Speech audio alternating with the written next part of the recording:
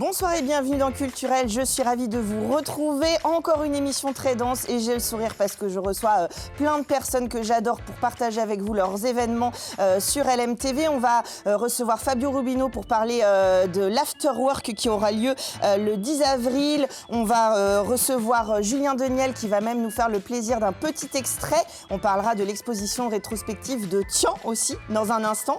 Puis on ira du côté de Parçay-sur-Sarthe à The Artistic Red Dot pour la réouverture de la galerie pour la nouvelle saison 2026. On parlera aussi de vieillesse. Et oui, c'est un sujet qui, vous le verrez, n'est pas si négatif que ça, puisque c'est un nouveau regard sur notre vieillissement. Et puis on finira avec un plateau de métiers de la culture avec la Cité du Film et Le Mans Créapolis qui organisent leurs portes ouvertes mercredi prochain. Et vous pouvez venir en tant que grand public découvrir ces métiers de créateurs. Bref, vous avez compris, il faut qu'on y aille tout de suite. C'est tout de suite dans Culturel.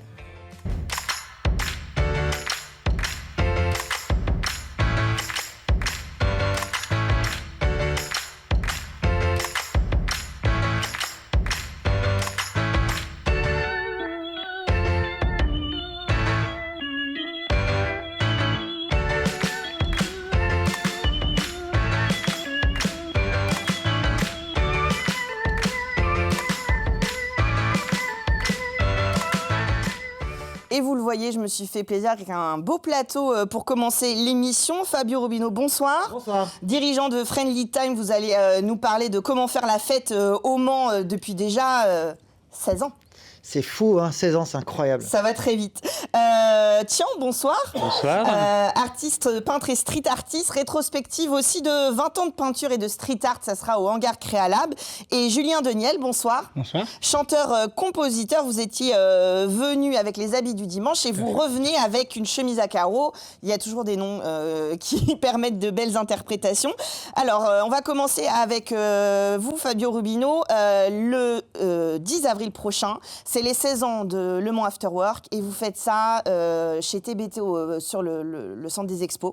Exactement. C'est le retour de la soirée blanche. Exactement. Il y a 9 ans, on avait fait une soirée blanche. On en parlait hors antenne. Une belle soirée événement également au centre des expos. Et là, on a investi le restaurant TBT qui est un très grand lieu, très sympathique. On va évidemment aménager, colorer. Voilà, ça va être un très bel endroit pour une très belle soirée. Alors, pour ceux qui auraient raté les 16 ans qui viennent de passer... Les 170 éditions. C'est incroyable. C'est ça. C'est quoi le principe des afterwork ? Le principe, c'est en fait de se retrouver après le travail, de passer un moment convivial. Et en général, on y met des petits concerts, on y met des DJ, on y met différentes animations. On promouvoit un peu le territoire sartois puisqu'on va dans des lieux différents. Et voilà, c'est ça, on met en avant les pépites du département. Alors, il faut savoir que ça dépend du lieu, la jauge, mais il y a souvent quand même beaucoup de personnes. Il y a les habitués. Et puis, bien sûr, c'est l'occasion de faire des rencontres. Il y a un petit peu le côté professionnel d'afterwork. Et puis, au fil de la soirée, on va pas se mentir, ça part. Ça part. Oui, je vais pas finir ma phrase. Non, mais c'est vrai que le principe, c'est ça, c'est de se retrouver, de créer du lien. C'est ça, les afterwork, c'est créer du lien. Donc, on peut venir pour se faire des contacts professionnels, des contacts amicaux, des contacts sentimentaux, parce que oui, il y a des couples, je viens de croiser en arrivant ici, un couple qui s'est formé aux afterwork et il y avait une petite de 10 ans qui était là, donc voilà. Grâce à moi, indirectement. et non, mais c'est ça, c'est la vie, et il y a eu des embauches qui sont faites par les afterwork, c'est vraiment quelque chose qui dure dans le temps depuis autant d'années, donc c'est juste incroyable. Et nous, on a toujours la même équipe qui travaille sur les événements. C'est ça, parce qu'en plus, vous avez des soutiens des entreprises avec lesquelles vous travaillez. Et puis si on parle de la petite équipe, on va dire créa, puisqu'on est sur Culturel, on retrouve Romuald Besson pour la partie vidéo, on retrouve Ludovic Hubert pour la partie DJ et Sébastien Chevenot pour la partie photo. Ouais. Donc c'est une équipe qui me suit. Alors ils ont leurs propres entreprises, mais ils viennent à chaque fois sur nos événements. Et justement, vous vous êtes bien amusé là, parce que j'ai vu que vous aviez fait des teasers de fou, dont un dans le Vieux-Mans où vous vous prenez pour des mafieux, pardon pour. Oui, c'est un peu ça. C'est un peu ça. Voilà, on a joué avec, on assume. En fait, on se prend pas au sérieux du tout et on aime bien faire des petites choses en dehors des sentiers battus. On a également fait un autre teaser où alors en fait les gens croient qu'on arrive vraiment dans une soirée, mais en fait c'est dans ma cave. On a mis des lumières, etc. Et on a l'impression qu'on arrive Mais moi dans une je me soirée. suis demandé, je me suis dit, mais est-ce qu'il a tourné ça lors d'un after work ou je me suis dit, c'est un peu chaud l'entrée quand même. Avec ce qu'on entend aujourd'hui, on se dit, les portes de sortie, c'est un peu léger. Non, au final, on l'a fait dans ma cave, on a mis des lumières, on fait comme si on accédait à une super soirée. Et moi, en fait, je ne peux pas rentrer. Et vous avez le temps de faire des soirées dans votre cave en plus de tous les after-work. Non, c'était juste pour la démo, pour le côté visuel. Voilà. Alors, on prend ses places sur Billets Web. De toute façon, on vous suit sur les réseaux parce que Le Mans After Work, ça, sa page Facebook, les réseaux, les animations. Instagram, etc. Ouais. Friendly Time, si on veut voir un peu tout ce que vous pouvez faire dans l'événementiel. On prend son billet, c'est un petit peu moins cher avant. Oui, c'est 28 € et ça inclut une partie restauration gérée par TVT évidemment, donc c'est en général très très bon. Et puis il y a beaucoup d'animations sur cet événement. On aura, alors je donne l'exclusivité parce qu'on l'a pas dit, on aura un gagnant de la Starac qui sera là, Cyril, de la Starac 6 je crois, qui va donc faire un mini concert, un showcase pour nous. On aura les DJ, on aura des performeurs, on aura des danseuses. Enfin, on va avoir beaucoup de choses et comme à chaque fois, et je crois que vous le savez puisque vous êtes déjà venu quelques fois, les soirées anniversaires, c'est des moments extraordinaires où il y a vraiment une ambiance de dingue et c'est top quoi. Ouais, c'est des grosses soirées, mais c'est pour ça que j'explique aussi. Vous prenez vos billets, après tout est inclus. C'est-à-dire une fois que vous êtes dans la soirée, vous en profitez. Voilà, c'est ça. Et Exactement. voilà, ça se passe super bien. Donc le 10 avril prochain, chez TBT au Centre des Expos, pour les 16 ans. Et alors, juste un petit mot, parce qu'on a une émission on fête un anniversaire aussi de Friendly Time. Ouais, hier, c'est le 1er avril, mais c'était pas une blague, c'est les 19 ans de Friendly Time. Donc, durer dans le temps comme ça, 19 ans dans l'événementiel, c'est top. Enfin, moi, je suis très fier de ça. Il s'est passé 2-3 trucs quand même. Il s'est passé 2-3 bricoles et il va s'en passer encore d'autres. Bien sûr. C'est ça qui est génial et je reviendrai vous voir encore. Ah bah oui, puis de toute façon, j'imagine qu'il y aura une grosse fiesta pour les 20 ans. Donc, il y a de fortes chances que oui. On va en reparler. 20 ans, oh là là, transition parfaite. 20 ans de peinture et de street art. Alors, tiens, je suis ravie de vous recevoir sur Culturel. Alors, j'ai mis artiste dans le synthé parce que peintre, street artiste, vous faites de la sérigraphie, des collages. Finalement, c'est pas forcément le médium qui vous définit le mieux, mais plutôt un peu votre intention et votre style pour ceux qui ont la chance d'être manceaux. Et évidemment, vous avez parcouru le monde, donc à d'autres endroits aussi.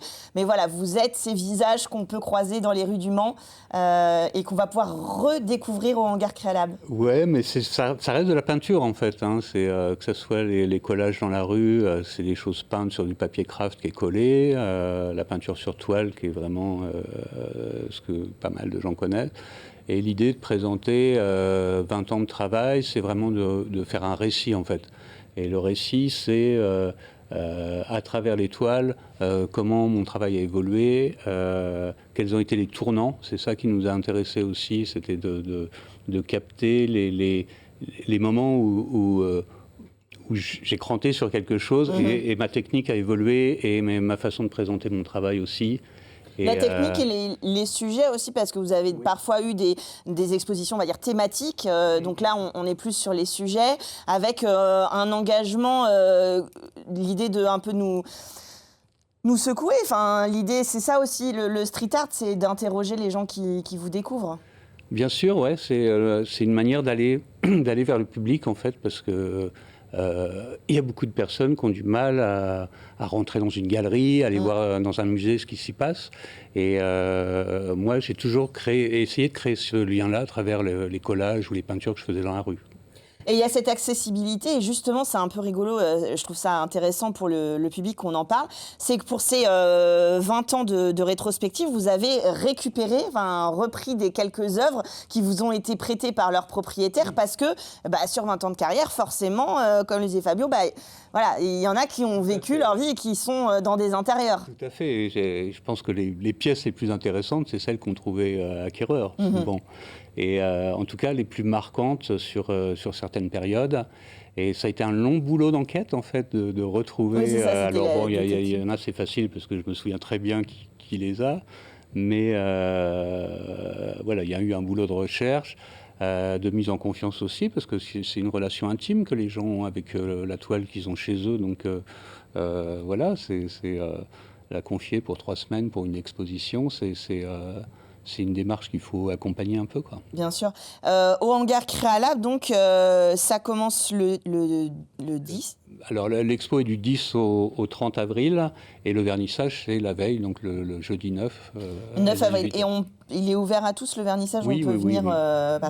C'est vrai que l'intérêt aussi, c'est peut-être de vous croiser. Alors j'imagine que vous serez de temps en temps à l'exposition, mais de pouvoir échanger parce qu'il y a la question de comment c'est fait. On parlait de la sérigraphie, des collages, donc qui est-ce que tu as pris en photo, comment tu as retravaillé, etc. Et puis ce regard-là sur un temps qui est finalement relativement long et qui permet aussi de partager des choses, des histoires, des souvenirs. Oui, et moi j'invite les gens. En fait, moi, le soir du vernissage, je suis très peu disponible. Je passe 1 minute et demie avec chaque personne. Bah oui, bien sûr. Donc j'invite vraiment les gens à revenir voir l'expo après le vernissage, venir au vernissage parce que c'est un moment sympa, mais surtout de revenir parce que c'est accessible. Et puis il y a 85 œuvres qui vont être exposées. Donc ça demande d'être vu au moins 2 fois pour pouvoir prendre tout ce travail dans son ampleur. Oui, bien sûr, et puis de prendre le temps de regarder, d'avoir le temps de voir les œuvres, et puis le soir du vernissage, comme il y aura énormément de monde, on verra peut-être pas forcément les œuvres de près. Donc ça, c'est à partir du 10 avril au hangar Créalab qui est place d'Alger, pardon, et l'entrée est gratuite, oui. On y accède gratuitement. Et puis je vous invite à suivre, parce que c'est ça aussi le street art maintenant, ça joue aussi sur les réseaux. Donc n'hésitez pas à les suivre sur les réseaux sociaux parce que vous ferez des petites connexions avec des personnages, des dessins, des collages que vous avez vus dans la rue. Et puis allez voir son travail et allez surtout voir les œuvres accrochées au hangar Créalab. Est-ce que c'est le signe? Il y avait eu déjà une exposition en 2025. On va vous retrouver en 2026? Oui. Là, effectivement, j'avais vraiment envie de faire redécouvrir, ne pas de me proposer un nouveau travail, mais justement de faire redécouvrir des choses que, pour la plupart des pièces qui ont été exposées une seule fois, donc que peu de gens ont vu, quoi.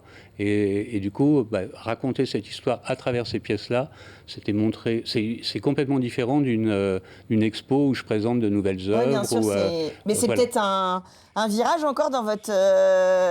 Sûrement, mais voilà, moi j'aime bien expérimenter les choses, donc voilà, ça tombe bien. Donc allez voir Tian et découvrir son travail au hangar Créalab au Mans. Là, j'ai pas la transition toute faite, Julien, Daniel. Donc vous étiez venu avec les habits du dimanche, qui est un groupe qui vous a, si j'ai bien compris, un peu redonné goût à l'écriture, à la musique. Vous aviez eu deux premiers albums en solo. En groupe et un album en solo. Et puis, voilà, il y a eu une petite pause. Et là, vous revenez avec les chemises à carreaux. Comme, voilà. Vous aviez envie de reprendre la plume et la voix en solo pour exprimer d'autres choses, avoir une autre musicalité? Tout à fait. Moi, ce que j'aime, c'est écrire. Je pense que j'en ai besoin de faire mes petites chansons la nuit, quand la maison est calme, que tout le monde dort. Je reprends la guitare et les petits carnets. Il y a des chansons plutôt humoristiques, des clins d'œil, des choses que j'écris plutôt pour les habits du dimanche, effectivement, qu'on retravaille ensemble. Puis il y a des chansons peut-être plus personnelles, plus nostalgiques, sur le temps qui passe, la quarantaine qui fait réfléchir. Et c'est peut-être un peu trop personnel pour aller vers les habits du dimanche. Ouais, pour le partager, pour le partager. Et je vais peut-être envie de le porter un peu plus tout seul. Et donc, j'ai repris effectivement un album, j'ai repris cette aventure que j'avais commencé dans les années 2010 avec un album solo.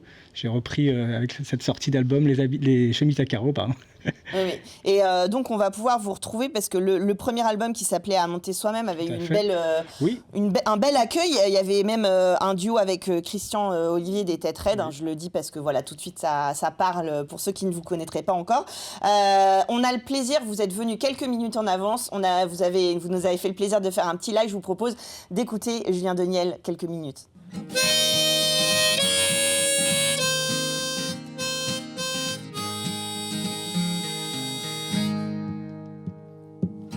Tu crèves d'envie de prendre ce train, mais il a filé depuis longtemps. Sur le quai, tu patientes en vain. On ne remonte jamais le temps. Laisse les courants d'air de ces gars. Ça fait longtemps que tu t'égares, que tu pleures sur de vieilles photos. Laisse les regrets qui ne changent rien. car c'est toujours le même refrain qui tourne en boucle à la radio. Éléonore, le voyage n'est pas terminé. Tu chantes encore, assise sur les pavés. Éléonore, le voyage n'est pas terminé.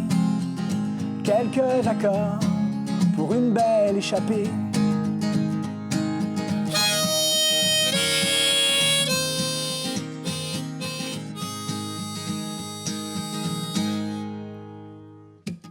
Tu vagabondes au hall des départs, mais écoute les rires aux arrivées. Après les cœurs qui se séparent, il y a la joie de se retrouver. Laisse les fantômes dans le placard. Tu sais, il n'est jamais trop tard pour soigner les plaies et les bosses. Laisse les remords là où ils sont, au moins le temps d'une chanson. Remets une pièce dans le jukebox. Éléonore, le voyage n'est pas terminé. Tu chantes encore, assise sur les pavés. Éléonore, le voyage n'est pas terminé. Quelques accords pour une belle journée.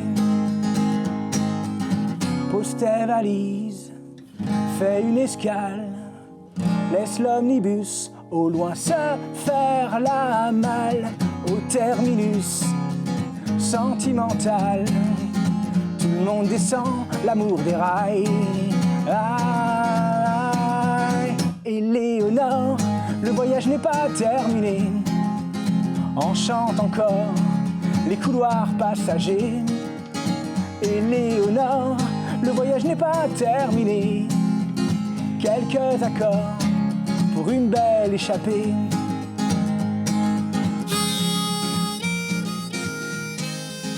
Quelques accords pour une belle journée.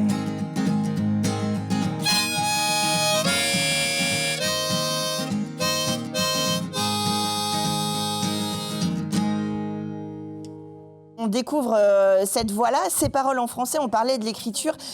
C'est vrai que c'est un plaisir aussi de jouer avec la langue française. Vous êtes beaucoup inspiré par la chanson française et ce jeu d'écriture, de langage aussi. Oui, moi je suis très chanson française. Pour la musique, c'est plutôt anglo-saxon. Là, on sent un petit peu un côté Dylan, qui avait des vinyles à la maison qui traînaient de Dylan, du Murray Head, Neil Young aussi qui traînait beaucoup à la maison. Mais pour tout ce qui est écriture, effectivement, j'ai beaucoup de CD de Brassens. Mes cousins m'ont fait découvrir Renaud quand j'étais jeune, donc je me suis toujours exprimé qu'en français, ce qui vaut mieux parce que vu comment je chante en anglais. En tout cas, pour le rapport avec le public, évidemment, c'est exactement, important. Pour pouvoir s'exprimer, pour pouvoir échanger des émotions plus fines avec des publics effectivement qui maîtrisent mieux la langue. Ouais, c'est votre langue natale. Donc, exactement. Pour moi, c'est essentiel de faire passer des histoires, des petites histoires, des anecdotes, des doutes, des émotions. Je pense que c'est plus simple. Alors là, on vous a vu guitare, harmonica. Oui. Vous allez représenter sur scène cet album ? Oui, j'ai commencé déjà un petit peu avant qu'il sorte l'année dernière sur les Troubleville à Conneré. On joue soit solo, des fois dans des formations légères, en duo avec Étienne Soltou qui m'accompagne à la guitare, et puis des fois aussi avec une basse ou une contrebasse. D'accord, donc voilà. Il y a plusieurs formules. Exactement, plusieurs formules suivant des lieux, suivant si on joue en première partie ou sur des scènes plus importantes. D'accord. Les chemises à carreaux, pour l'instant, il y a 4 titres. 4 titres. Est-ce que ça va devenir un album ?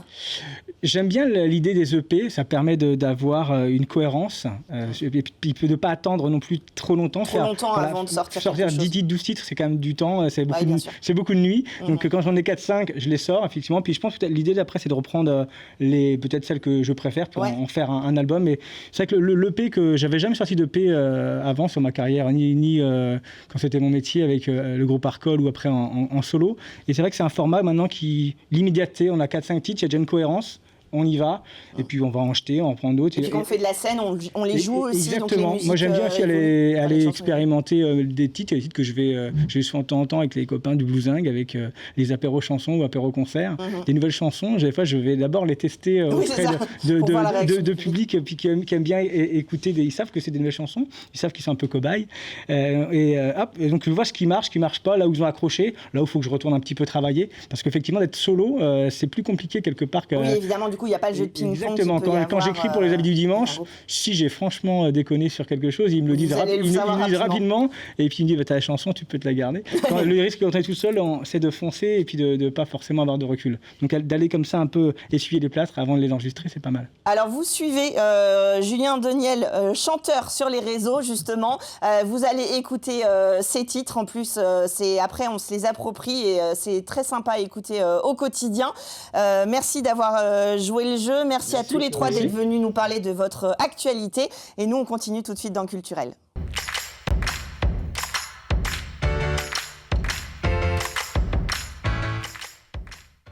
Et l'art n'a ni lieu ni âge. On va voir ça avec ce beau plateau. Éric Dos Santos, bonsoir. Bonsoir. Toujours un galeriste de The Artistic Red Dot. Retour de la nouvelle saison 2026. Véronique Cayado, bonsoir. Bonsoir. Vous êtes docteur en psychologie. Vous êtes venu nous parler de Fin de vie, un ouvrage que vous avez publié avec Hilaire Baudin. Mais donc commençons avec l'ouverture. Alors je dis l'ouverture parce que chaque année, le printemps sonne les nouveaux opus de The Artistic Red Dot. Je le rappelle, on va à Parçay-sur-Sarthe, au milieu de la forêt, sur un magnifique domaine dans lequel vous avez construit une galerie.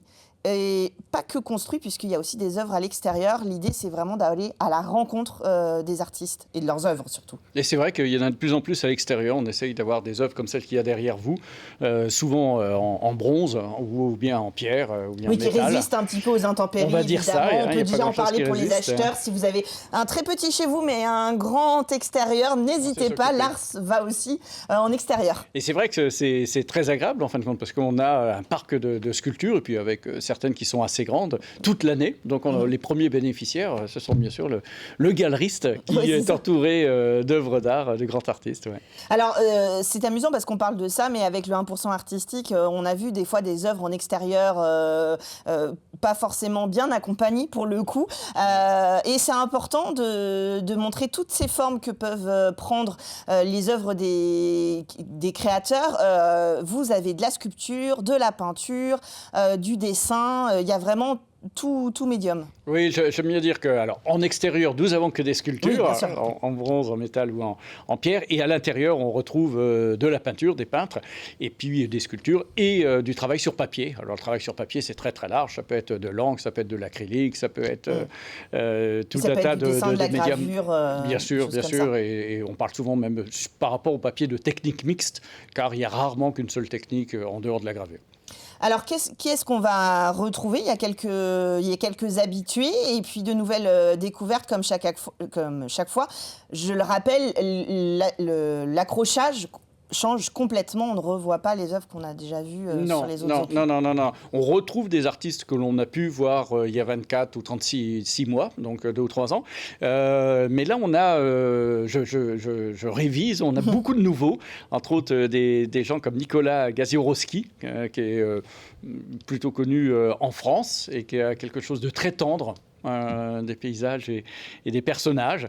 Et puis, on des gens comme Fanny Ferré, avec des sculptures en céramique qui sont extraordinaires. Là, j'en dis pas plus.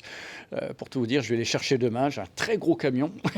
J'ai très peur de transporter des céramiques qui font 2 mètres de haut. Ouais, mais c'est la première fois, d'ailleurs, et on le fait pour Fanny, où elle va avoir 2 salles de la galerie rien que pour elle.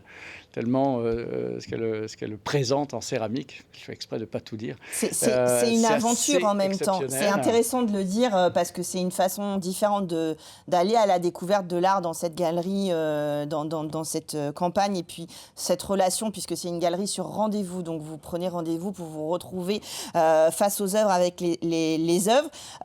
Quand on vous suit sur les réseaux, on voit des petites visites d'ateliers, des petites choses comme ça, on repère. Donc moi je souris parce que j'ai une petite idée de ce que vous pouvez aller chercher. Ça, c'est vrai que c'est quelque chose dont on ne parle pas du tout. Les artistes créent dans leur atelier.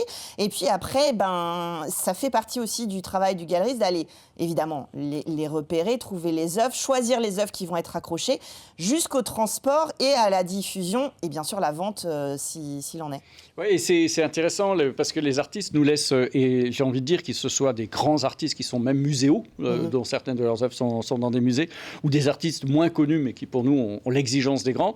Ce qui est remarquable, c'est la confiance qu'ils nous font. C'est-à-dire que je choisis les œuvres, je prends les œuvres que je désire, et j'ai 100% de liberté dans l'accrochage.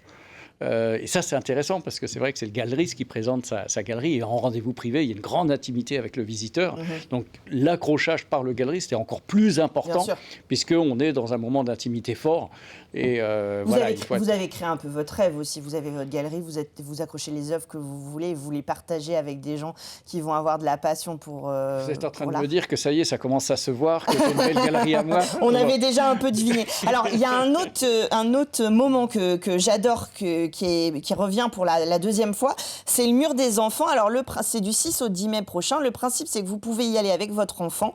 Enfin, c'est votre enfant qui va aller dans cette vous salle. L'accompagnez. Voilà, comme il ne conduit pas, vous l'avez. Voilà, c'est ça. Voilà. De 5 à 14 ans, expliquez-nous pourquoi cette tranche d'âge et ce qui va se passer dans la galerie. Alors, c'est la deuxième année. C'était une idée de Marie Morel. Il faut rendre à Marie Morel ce qui appartient à Marie Morel, qui avait fait ça en Belgique, une de nos artistes. Et donc, c'est les parents ou les accompagnants, les adultes accompagnent les enfants et n'ont pas le droit de rentrer dans la pièce qui est réservée aux enfants. Donc, c'est des œuvres qui sont faites par des grands artistes et qui ont fait des petites œuvres, mais qui sont des véritables œuvres. Et ce n'est pas des œuvres pour les enfants, c'est des œuvres, des petits formats de grands artistes. Oui, c'est ça.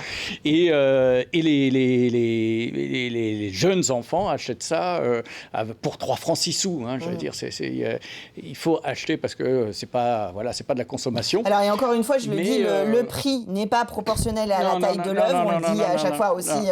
Si vous craquez pour une œuvre, vous pouvez regarder les prix. On est dans une galerie, peu importe, enfin pas peu importe, mais je veux dire, ça n'a pas de lien avec le format ou la technique des fois un petit peu sur du bronze par exemple ou des choses comme ça. Évolue, ouais. Mais donc là, ça veut dire que vos enfants, il faut faire confiance au goût de vos enfants ou de toute façon, les parents n'ont pas le droit de rentrer dans la pièce, donc ils peuvent faire que confiance.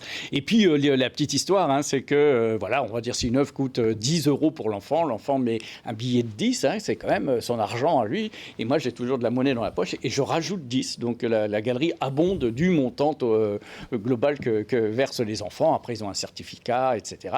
Et je leur explique que leurs 10 € et mes 10 € perso vont servir à une association qui s'appelle Culture pour l'enfance, qui est sur Paris et qui, entre autres, au plus proche d'ici, travaille à l'hôpital de Poitiers, où ils permettent aux enfants qui sont dans des, comment on appelle ça, des chambres stérilisées, d'avoir accès à la culture, puisqu'ils rentrent avec des casques virtuels et ils leur font visiter des musées du monde entier, alors que les enfants peuvent passer quelques semaines ou quelques mois dans des salles complètement isolées.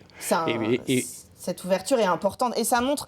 Enfin, finalement, c'est en petit ce qu'on essaye de faire à grande échelle, c'est que la culture est évidemment une porte ouverte sur le monde, qu'elle permet une évasion, et puis que très jeune, on peut se faire son goût, son avis sur les œuvres, ressentir des émotions. Il doit y avoir des trucs super chouettes. Je vous raconte en 2 secondes. La gamine avait 6 ans, donc c'était une des plus petites. Il y en a eu 58 qui sont venues l'année dernière. Et puis, elle choisit 2 œuvres. Il y a tout un protocole qui est un peu long pour les faire, un peu réfléchir. Un peu réfléchir, mais c'est vraiment eux qui décident. Puis elle avait une œuvre qui était plutôt enfantine, pour être très franc, celle-là, et puis une œuvre qui était plutôt une œuvre d'adulte d'un très grand artiste.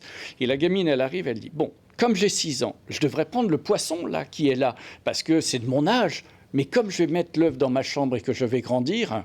alors je vais prendre celle de Jérôme de Lépine. 6 ans. Ça se passe de commentaires. Et puis, évidemment, c'est une occasion... on peut quand même visiter l'expo, nous, en tant qu'adultes, quand on vient avec les enfants. Donc, c'est aussi une occasion de venir et puis de sensibiliser les enfants. Le lieu s'y prête aussi pour faire cette rencontre-là. Il y a plein d'événements.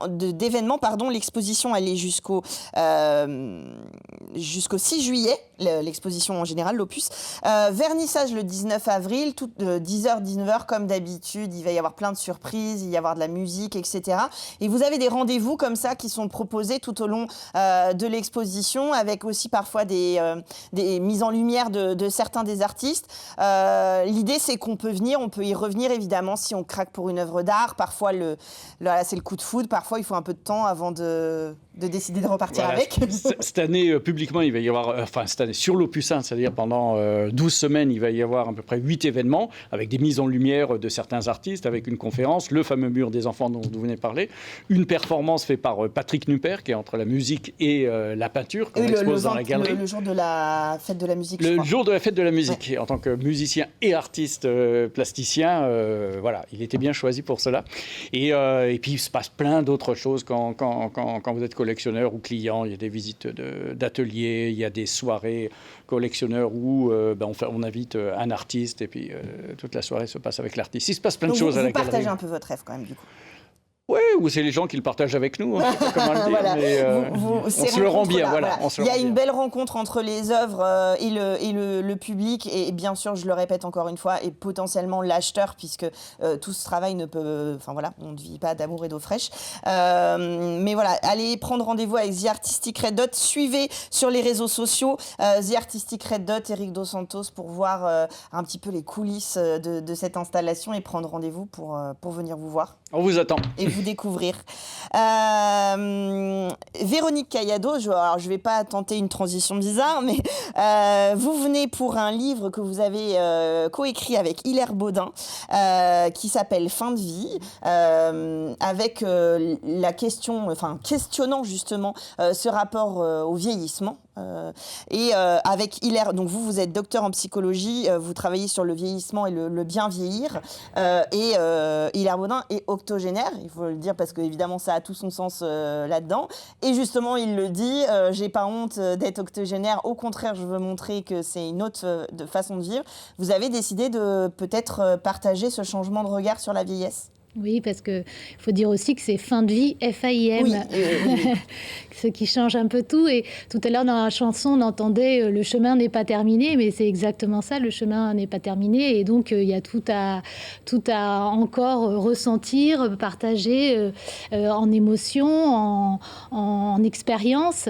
Et avec Hilaire, on a voulu vraiment que ce livre soit une rencontre de regards, mais aussi pour, comme vous le disiez, amener notre patte, en tous les cas, pour changer ce regard qui est posé souvent sur la vieillesse et le vieillissement, à savoir que la vieillesse, c'est décliné, c'est le corps qui est vu en avant, c'est cette fragilité, cette vulnérabilité, et on enlève finalement tout ce qui fait le reste de l'être des êtres humains, c'est-à-dire tous les autres besoins d'appartenir, d'identité, d'expérimenter, existentiel aussi, en lien avec aussi cette expression aussi, ou ce partage d'émotions avec les différents arts. Donc voilà, regarder autrement, parce que dans nos sociétés, on a un angle qui est très médical, très, pour le dire autrement aussi, depuis très peu de temps finalement, la mort, elle arrive au moment où on est vieux, mais pendant très longtemps, c'était pas le cas. Elle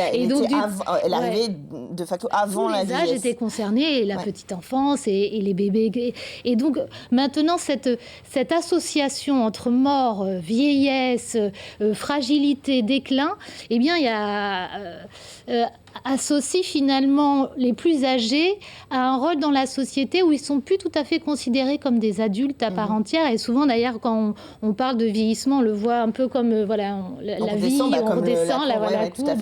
Et le fait même de ne plus considérer la personne qui avance en âge, qui est donc plus âgée, comme un adulte à part entière, c'était un point avec Hilaire qu'on voulait traiter, de bifurcation du regard, de considérer au-delà de la fragilité qui peut subvenir effectivement quand on a 90, 95 ans, le vieillissement physiologique, il est là, mais il est là de manière très différente selon les individus, et ça ne change pas, au-delà de la vulnérabilité, de la fragilité physique, que les autres besoins sont présents. Et on parle de plus en plus aussi de besoins affectifs, de vie intime et affective en vieillissance. Voilà, c'est des sujets qui arrivent, et ça, c'était des choses dont on voulait parler dans le livre. Alors, c'est important, et finalement, peut-être, c'est un petit peu moins présent dans l'art, rare parce qu'on a des exemples d'artistes qui ont été très avancés dans l'âge ou même d'accidents de la vie, parce que ça peut aussi avoir ce parallèle-là. Je pense à Matisse qui a changé de mode d'expression pour des raisons à la base physiques.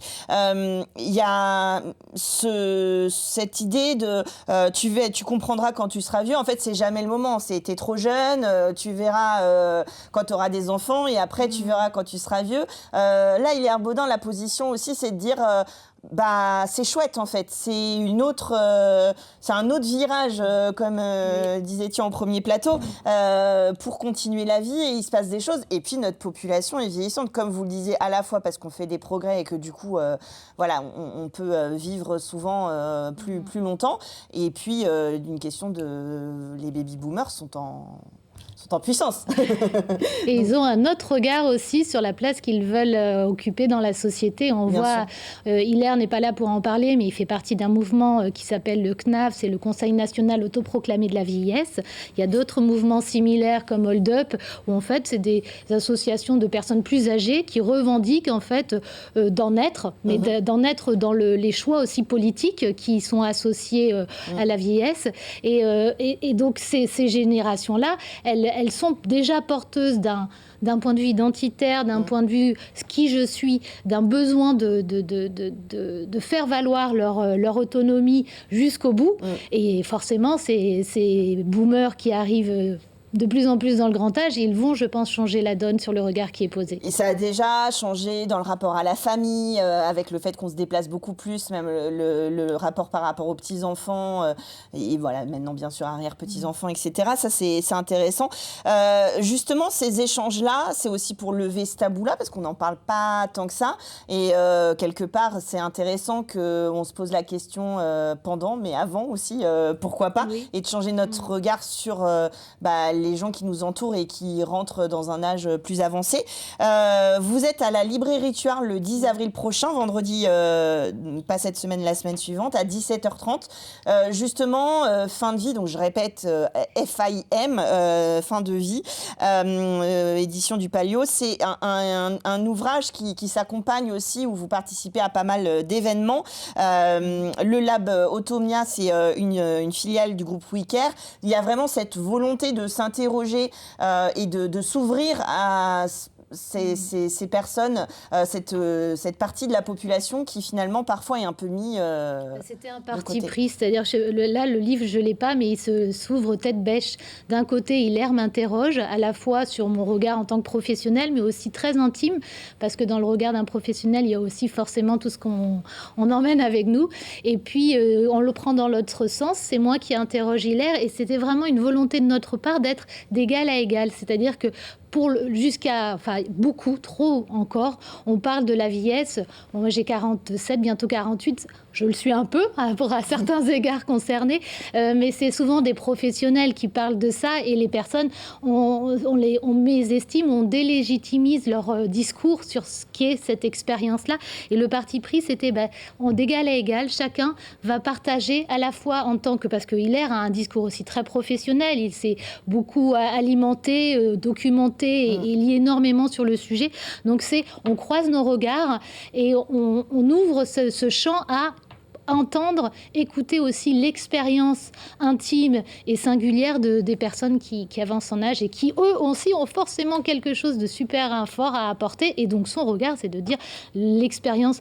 alors, il ne le dit pas comme ça, mais j'avais rencontré un monsieur qui m'avait dit « Je préfère être à mon âge qu'à 20 ans ». Oui, c'est ça. Il ne le dit pas tout à fait, Hilaire, dans ces termes-là, mais on le ressent. Yeah. Et c'est intéressant d'y participer dès maintenant. Et la culture est un des lieux où se rencontrent justement ces générations-là et où il y a un petit peu moins cet écart entre la population vieillissante et les jeunes. Et on essaye d'abattre ce jeunisme qui n'a pas lieu d'être pour découvrir des œuvres ensemble. Merci à tous les deux. Je vous rappelle, donc le 10 avril à 17h30 à la librairie Tuard Roman, vous pouvez rencontrer Véronique Cayado et Hilaire Baudin pour Fin de vie. Et puis, si vous avez faim d'art, vous allez à The Artistic Red Dot avec Eric Dos Santos. Merci beaucoup d'être venu sur le plateau. Et nous, on continue avec la dernière partie culturelle.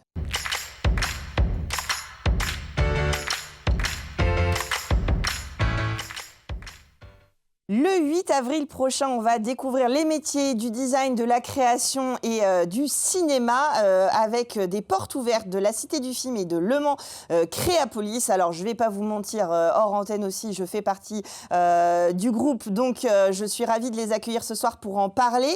Flavien Mauny, bonsoir. Bonsoir Chloé. Coordinateur de l'association Le Mans Créapolis.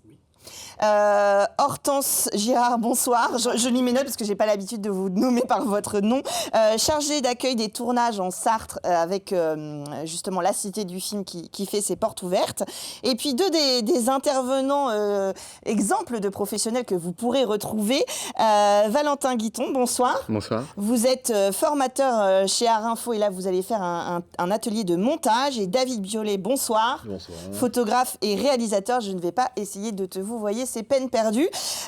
Tous les quatre, vous serez donc mercredi. Alors, c'est une journée en 2 temps. La première idée, c'est des portes ouvertes à destination de tous les curieux, les étudiants, tous ceux qui voudraient découvrir ces métiers-là de 10h à 17h. Oui, tout à fait. On va accueillir les collégiens, les lycéens. On a des étudiants aussi à l'université qui se posent des questions sur est-ce que en début de parcours, c'est bien ça qu'ils veulent continuer à faire ou est-ce qu'ils veulent se réorienter. Et donc, on accueille tout ce beau petit monde pour rencontrer des professionnels du design, de la création, de l'audiovisuel et pour faire des ateliers, discuter, échanger, essayer des choses et rencontrer même les gens du CIO pour organiser le futur de l'orientation, par exemple. Alors, ça se passe au 57 boulevard de Maury, on ne l'a pas dit, au Mans. Ce sera gratuit toute la journée. Créapolis et la Cité du Film ne sont pas des écoles. L'idée, là, c'est vraiment d'aller rencontrer des professionnels. Hortense, par exemple, qu'est-ce qu'on va découvrir comme métier via la Cité du Film ? Et ben nous, parmi les adhérents de la Cité du Film qui vont être présents pour répondre aux questions du public, il y aura à la fois de l'écriture jusqu'à la post-production d'un film, donc des auteurs-réalisateurs, des comédiens, une directrice de casting, des intermittents qui travaillent dans l'image, dans le son. On va avoir une diversité de profils qui vont être présents pour pouvoir échanger avec le public. C'est des métiers, dans le design comme dans le cinéma d'ailleurs, qu'on ne connaît pas forcément. Et c'est important peut-être de se faire une idée avant de se lancer dans les études ou une reconversion aussi, parce qu'évidemment, il n'y a pas de limite d'âge à ces rencontres. De tester un petit peu, de poser des questions sur c'est quoi la réalité du métier, même si elle évolue tout le temps. C'est ça, exactement. En général, les jeunes qui viennent nous voir, ils veulent soit être réalisateurs, soit être comédiens. Mais en fait, un film, c'est une 50aine, voire plus, de techniciens qui travaillent dessus. Et c'est des métiers qui vont de la préparation du tournage jusqu'à après la sortie du film, l'exploitation, la diffusion. Et donc, nous, l'idée, c'est de présenter tous ces métiers et de dire que voilà, il y a une richesse incroyable et que ces jeunes peuvent venir échanger avec toutes ces personnes. Alors justement, transition toute faite, Valentin, David, vous allez faire des ateliers. Alors Valentin Guiton, vous allez faire un atelier avec Art Info qui est un module de l'établissement Art Info qui est proposé autour du montage. C'est quelque chose dont les apprenants et puis les gens qui se réorientent sont assez friands aujourd'hui. Exactement, on en revient en fait à vraiment cette intention de vouloir se tester, de découvrir si une voie est faite pour nous ou pas. Et donc c'est vrai qu'à travers cet atelier, on va pouvoir repasser vraiment les bases du montage, les essentiels, et puis même aller chercher à gauche, à droite, les bases de la colorimétrie, du son, et puis leur permettre d'avoir une première idée. Alors, je spoil direct, l'atelier est complet, mais ça n'empêche pas, il y aura des collègues d'Art Info qui seront présents, etc. Ça n'empêche pas de venir à votre rencontre et d'interroger. Alors, Art Info, c'est post-bac, mais c'est aussi pour des reconversions, des choses comme ça. Donc, il y a toute une typologie de public avec des gens qui ont le déclic, on va dire, peut-être plus tard. Exactement, toutes les typologies de public, sur tous les métiers du numérique. Donc il s'agit du bâtiment, du montage audiovisuel aujourd'hui, du design graphique. Donc venez poser les questions si vous avez envie de vous orienter vers ces métiers-là. David Biolay avec Steve Aglaé Kerkweb, vous allez aussi proposer justement des ateliers. L'idée, c'était que les visiteurs puissent toucher un peu le matériel. Donc on va organiser 2 petits ateliers, Steve et moi. autour de la réalisation d'une petite pub pour une machine à café. L'idée, c'est qu'ils puissent vraiment concrètement toucher la caméra, faire des petits mouvements, et puis comme le petit atelier de montage est complet, nous on fera vraiment un mini atelier de montage où ils pourront tourner les plans, réfléchir un tout petit peu en amont sur le scénario. Alors ça va être ça va pas être trop ambitieux, mais au moins ils pourront avoir la chaîne complète de la production, et puis ils pourront vraiment se rendre compte de tous les éléments qui peuvent constituer une petite pub machine à café ou café. Alors, je ne veux pas insister sur le teasing, mais ça veut dire que, voilà, si on vient aux portes ouvertes, alors il y aura sûrement une session le matin, une session l'après-midi, on peut embarquer pour un petit peu de temps avec des professionnels comme vous, et puis découvrir avec quoi vous travaillez, comment vous travaillez, quels sont aussi les différents postes, parce que là, finalement, vous faites le tournage, le montage, le son, mais c'est des métiers qui sont soit faits par une seule personne, soit selon les projets, comme vous le disiez, par une grosse équipe. C'est typiquement ce genre d'expérience, un peu comme les stages, qui permettent de se projeter un peu mieux. Oui, l'idée c'est vraiment... alors, on n'a pas fait un projet trop ambitieux, mais au moins ils vont toucher du vrai matériel professionnel, une vraie caméra de cinéma, etc., du vrai matériel audiovisuel professionnel, et ils vont pouvoir voir en peu de temps. Alors on va faire plusieurs ateliers le matin, donc il ne faut pas que ça décourage les gens. Ouais, vous venez et puis on verra s'il y a du monde, on fera des inscriptions. Voilà, normalement on a prévu que ça soit justement des petites sessions de 30 minutes, 1 heure, pour que ça soit assez rapide, qu'ils aient une petite vision rapide de l'ensemble, et satisfaire le plus de visiteurs possible, et que concrètement ils voient un petit peu, alors on n'aura pas 50 techniciens, on n'aura pas la partie son, etc., mais ils auront quand même une petite vision concrète, et surtout pouvoir toucher au matériel. Réservé au public, hein, s'il y a des designers, des créateurs qui sourient, qui ont envie de faire leur pub de café, c'est pas à ce moment-là, c'est vraiment pour découvrir. Il y aura plein d'autres ateliers, il y aura de la facilitation graphique avec Accent et Style, Cécile Cunningham-Burley, un atelier son. L'idée vraiment, c'est voilà, de poser des questions, mais aussi de mettre un peu vulgairement les mains dans le cambouis pour sentir un petit peu si c'est ce qu'on a envie de faire. Oui, c'est l'idée, en touchant et en essayant et en discutant. Après, ça dépend des personnes. Il y en a qui ont besoin de discuter, il y en a qui ont besoin d'essayer, pardon. Et donc là, on essaye de laisser toutes les possibilités pour que tout à chacun trouve son avenir, on va dire. Dans les designers, il y aura des gens qui viendront avec leur portfolio, avec leurs ouvrages et qui permettront... Oui. Après, il y a des designers industriels, designers produits. C'est pas évident de tout le temps dire ce qu'on fait parce qu'il y a des histoires de confidentialité. Mais globalement, oui, tout le monde va venir présenter son travail.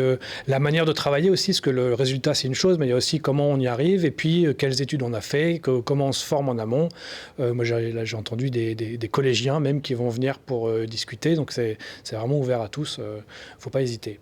Donc c'est gratuit de 10h à 17h, et puis le soir, là je m'adresse plus aux professionnels de la création, membres de l'association Créapolis ou de la Cité du Film.